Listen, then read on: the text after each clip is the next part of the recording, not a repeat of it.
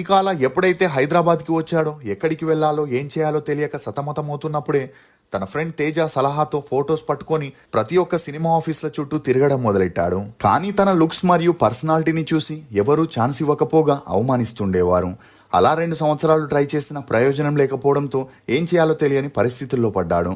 ఇక అలా రూమ్ రెంట్కి తినడానికి కావాల్సిన డబ్బుల కోసం జూనియర్ ఆర్టిస్ట్గా చిన్నా చితక పాత్రలు చేస్తూ ఉండేవాడు. అలా ట్రై చేసేటప్పుడే నాగ చైతన్య చేసిన దోచే మూవీలో ఒక చిన్న సపోర్టింగ్ పాత్రలో అవకాశం రాగా ఆ మూవీ రిలీజ్ అయి సుహాస్ పాత్రకి ఎటువంటి గుర్తింపు రాలేదు. దీంతో తన టాలెంట్ ఏంటో చూపించాలని ఫేస్బుక్లో కొన్ని వీడియోస్ని చేసి పోస్ట్ చేయగా ఆ వీడియోస్ చూసి సందీప్ రాజా ఇంప్రెస్ అయి తనకి మెసేజ్ చేస్తూ తాము చేసే షార్ట్ ఫిలిమ్స్లో హీరో కోసం చూస్తున్నారని, తనకి ఇష్టం ఉంటే కాంటాక్ట్ అవ్వమని నెంబర్ ఇవ్వగా వచ్చిన అవకాశాన్ని వదులుకోలేక సుహాస్ మరుసటి రోజు సందీప్ని కాంటాక్ట్ అయ్యాడు. అలా సందీప్ది కూడా విజయవాడేనని, తను సుహాస్ ఉన్న ఏరియాలోనే ఉంటున్నాడని తెలిసి ఆశ్చర్యపోయారు. దీంతో అప్పటి నుండి